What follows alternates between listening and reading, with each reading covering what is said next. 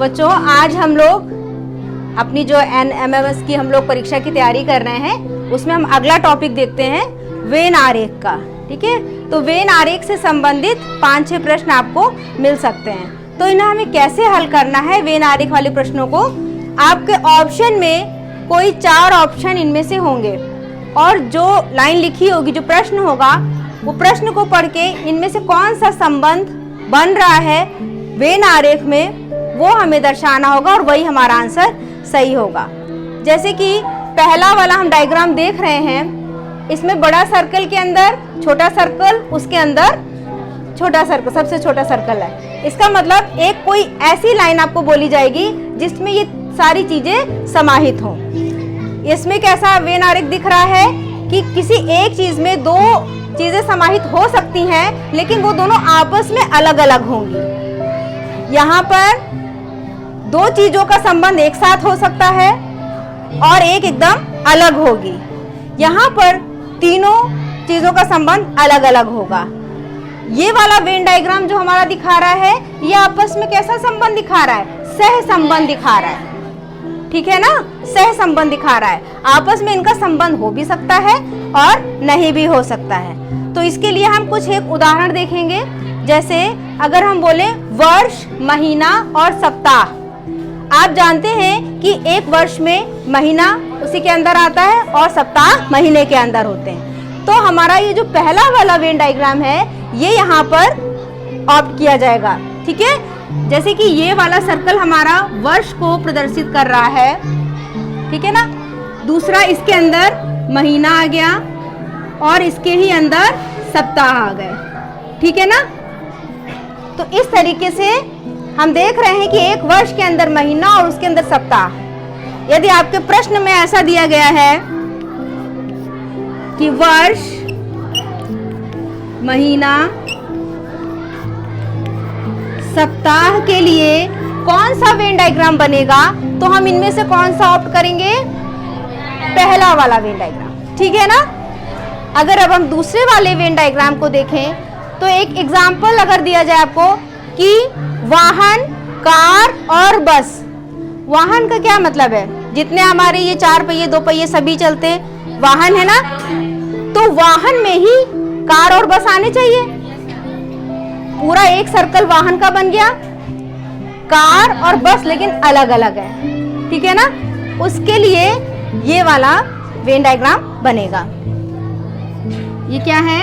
वाहन को प्रदर्शित कर रहा है, ये कार को और ये बस को।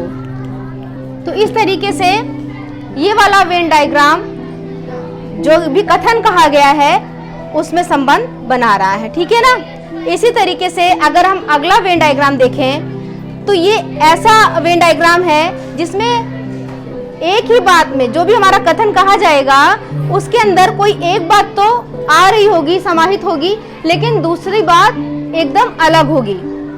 जैसे उदाहरण के तौर पर आपसे कहा जाए विज्ञान, भौतिक विज्ञान और अंग्रेजी।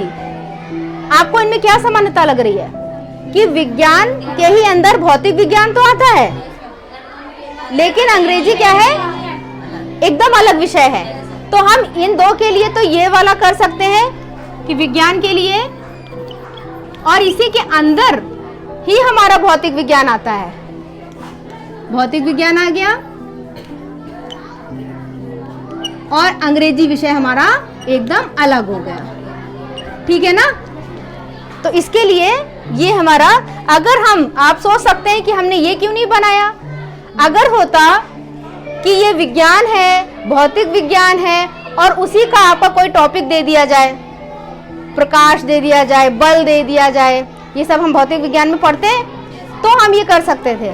लेकिन यहाँ पर 2 चीजें तो ये एक के अंदर एक समाहित है, भौतिक विज्ञान, लेकिन अंग्रेजी एकदम अलग विषय हो गया तो हम उसको एकदम अलग ही प्रदर्शित करेंगे। वेन आरेख के माध्यम से ही हमें यहाँ पर अपने कथन को प्रदर्शित करना है। ये तो आपको मैं बता चुकी हूँ ना कि वेन आरेख के माध्यम से ही जो भी कथन कहा गया है हमें उसे वेन आरेख में प्रदर्शित करना है, इसलिए हमने इसको इस तरीके से प्रदर्शित किया। यदि अब आपको एक ऐसा कथन कहा जाए कि लीटर, किलोग्राम और मीटर, तीनों ही मापने की मात्रक हैं, मापने के लिए हैं, लेकिन हम तीनों को अलग अलग प्रदर्शित करेंगे, ठीक है ना। तो इसके लिए हमारा ये वेन डायग्राम आएगा। इसी तरीके से ये हमारा लास्ट वाला जो वेन डायग्राम है, इसमें हमें हमारा जो भी कथन होगा वो आपस में सह संबंध बना रहा होगा। जैसे कि अगर आपको कहा जाए गहना,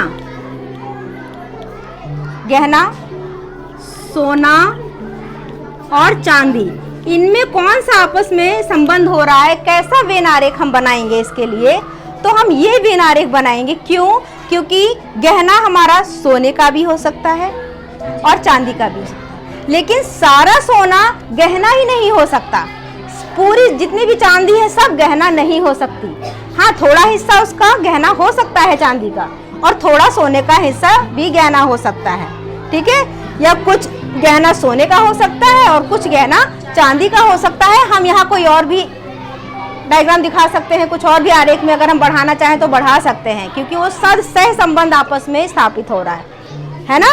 तो जहां पर सह संबंध स्थापित करना है, हमारे कथन में निकल के आ रहा है कि हमें सह संबंध है, तो हमें कुछ एक प्रश्न देख लेते हैं इसी के। किस तरीके से, एक दो प्रश्न आपको बताएंगे, बाकी के आपको खुद करने हैं। जैसे कि हमारा जो पहला प्रश्न है, झारखंड, उत्तर प्रदेश और बिहार, ये कथन में कैसा वेन आरेख बनेगा? क्या आपको लग रहा है कैसा संबंध है? आप बताएं इसमें से ऑप्शन 1, 2, 3, 4। हाँ, क्योंकि ये तीनों अलग अलग राज्य हैं, ठीक है ना। वेरी गुड, बहुत सही आप लोगों ने बताया।